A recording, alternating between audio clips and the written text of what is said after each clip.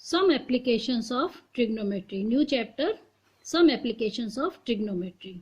इस चैप्टर में आता है find the height and distance. The topic is height and distance. In this chapter you have studied the following points. Only 3 points are necessary you about to know. Line of sight. Number 1, line of sight. It is a line drawn from the eye of an observer to the point in the object viewed by a observer. If here is a observer, इधर यहाँ से अगर कोई आदमी देख रहा है किसी भी चीज को, जैसे पेड़ पर बैठी हुई चिड़िया है या पहाड़ है, मीनार है, टॉप ऑफ द टावर है, एनीथिंग, जो आदमी जिस डायरेक्शन में देख रहा है ये होती है लाइन ऑफ साइट. इसको कहते हैं line of site. Second thing is angle of elevation. It is the angle form by the line of site with the horizontal, line of sight with the horizontal, when it is above the horizontal level. above the horizontal मतलब किसी चीज को ऊपर देखना है, तो horizontal के साथ जो बनने वाला एंगल है इसको कहते हैं angle of elevation. The case we raise our head to look at the object. अगर हम ऊपर देखते हैं तो हमारा गर्दन ऊपर उठती है, सर ऊपर उठता है देखने के लिए, तो कौन सा एंगल बनता है? Angle of elevation. Second, angle of depression. It is a angle formed by the line of sight with the horizontal when it is below the horizontal level. It means horizontal level से नीचे देखने के लिए, अगर हम लोग छत से खड़े होकर, किसी बिल्डिंग की छत से खड़े होकर अगर नीचे देखते हैं तो बनता है angle of depression. In this case we have lower our head to look at the object. अपनी गर्दन को नीचे झुकाना पड़ता है, तब बनता है angle of depression. Here observer है, ऊपर कोई ऑब्जेक्ट है, देखने के लिए लाइन ऑफ साइट है, तो क्या बनेगा? Angle of elevation. अगर ऑब्जर्वर यहाँ है, ऑब्जेक्ट नीचे है, तो एंगल ऑफ डिप्रेशन ये हॉरिजॉन्टल, हॉरिजॉन्टल के साथ ये एंगल बनने वाला होता है angle of depression. But angle of depression जो है वो यहाँ जाके एकदम इक्वल होते हैं, दोनों एंगल आपस में इक्वल बनते हैं, but due to alternate angles, this angle equal to this. ये एंगल ऑफ डिप्रेशन हमेशा ऊपर से बनेगा, ऊपर से नीचे देखने पर, और नीचे से अगर ऊपर देखेंगे तो एंगल ऑफ इलेवेशन. और इस चैप्टर को शुरू करने से पहले कुछ ट्रिग्नोमेट्रिक रेशियोज की वैल्यू आनी चाहिए. Number 1, trigonometric ratios perpendicular by base tan theta, base by perpendicular cot theta, perpendicular by hypotenuse sin theta, and base by hypotenuse cos theta. ये सब जानना जरूरी है. नेक्स्ट, दीज 3 वैल्यूज कंपल्सरी आनी चाहिए. tan 30 degree equal to 1/√3, tan 45 degree 1, tan 60 degree equal to √3. ये 3 values तो compulsory हैं याद, बाकी और सब पूरी वैल्यूज याद होनी चाहिए इस चैप्टर को बनाने से पहले. अब हम लोग एक्सरसाइज का क्वेश्चंस बनाएंगे 1 to 8. ये एनसीईआरटी बुक एक्सरसाइज 9.1. जैसे जैसे क्वेश्चन को पढ़ते हैं हम लोग को फिगर वैसे ही बनाना पड़ता है. फर्स्ट क्वेश्चन में फिगर दिया हुआ है, is circus artist is climbing 20 metre long rope which is tightly stretched and tight from the top of the vertical pole of the ground. This is a pole and the rope is AC, tightly stretched है. Find the height of the pole. AB निकालना है हमको. If the angle made by the rope with the ground as it 30 degree, this angle is 30 degree. If we find AB, so we use tan angle, tan theta equal to perpendicular by base, but here is hypotenuse is given, यहाँ पर hypotenuse दिया है, perpendicular निकालना है, तो ratio sin theta, sin 30 degree equal to perpendicular by hypotenuse. See in this figure sin 30 degree equal to AB upon AC. sin 30 value 1/2 and AB find करना है, AC equal to 20. Then we can cross multiply 20/2 equal to 10 metre. Then the height of the pole is 10 metre. Next question number 2. A tree breaks due to the storm and broken part bends to so that the top of the tree touches the ground, making an angle 30 degree with it. The distance between the foot of the tree to the point where the top touches the ground is 8 meter. Find the height of the tree. ये tree है 8 metre दूर, ये पेड़ यहां से टूट कर नीचे गिर गया है 8 मीटर दूर, और एंगल कितना बना रहा है ग्राउंड के साथ? 30 degree. Find the height of the tree, the total height of the tree. Here is, इसको मानते हैं H1 और इसको H2. H1 H2. First we find H1. H1 equal to perpendicular by base equal to tan 30 degree. tan theta equal to perpendicular by base H1 by 8. tan 30 1 by √3 H1 by 8. H1 equal to 8 by √3. And next H2.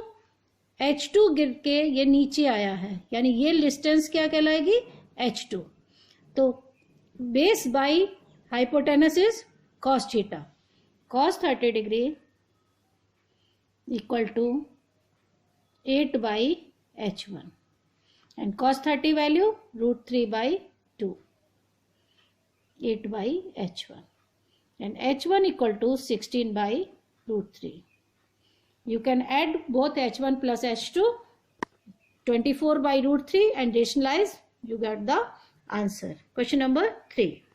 A contractor plans to install 2 slides for the children to play the parks. Slides आप लोग जानते हैं.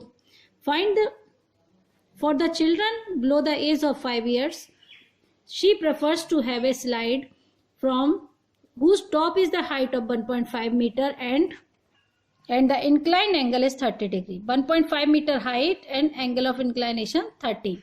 Whereas the elder children wants to have the steep slide at a height of 3 meter and inclined angle 60 degree. What should be the length of the slide in each case? Height is 1.5 meter, angle 30 degree. Height is 3 meter, angle 60 degree. Find the length of the rope. Find the length of the slide. Which ratio should be used? Perpendicular by hypotenuse is sin 30 degree. Sin 30 degree equal to 1.5 by x. Sin 30 is 1 by 2.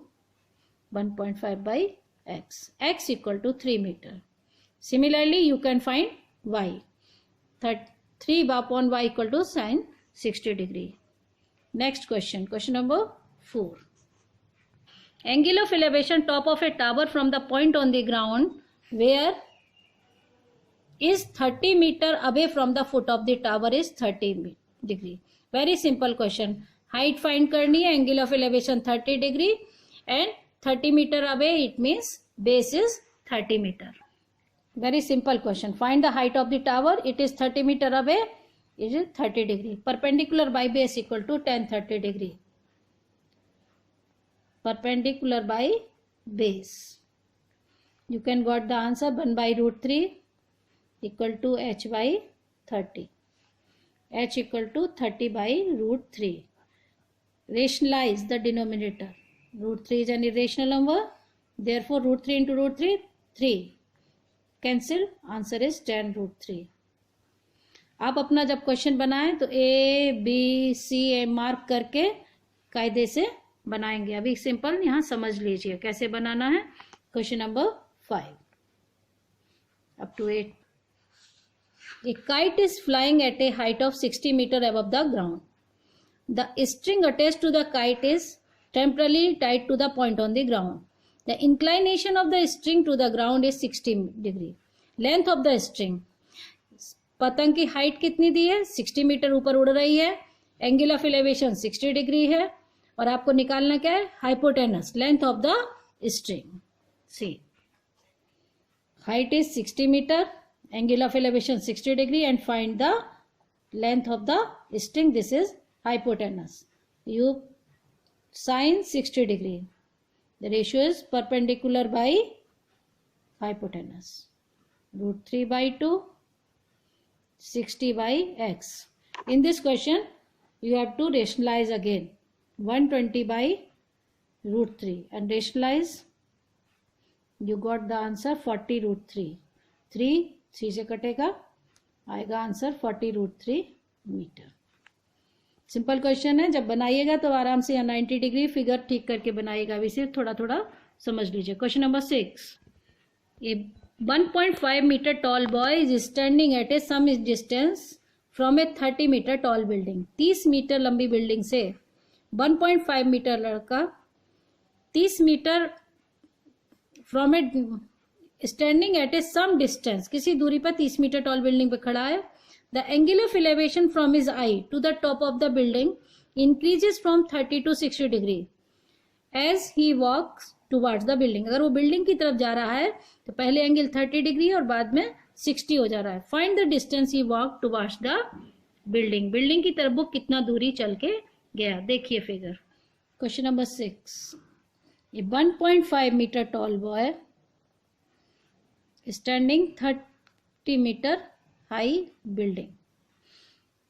Angle of elevation makes it from his eyes 30 degree. If he walks some distance, if suppose he walk x distance, the angle of elevation becomes 60 degree. The height 1.5 meter.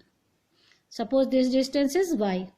Total height 30, so 30 minus 1.5, 28.5 meter. Here is 90 degree. This is a right triangle. 28.5.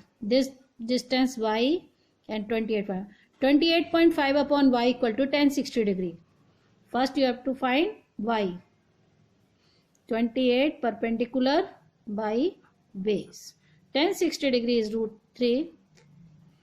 28.5 upon y. Y equal to 28.5 by root 3 and rationalize 3 9 ja 9.5 root 3. Next you have to find x. This triangle, whole triangle, ये upon perpendicular by base x plus y. 10 30 degree equal to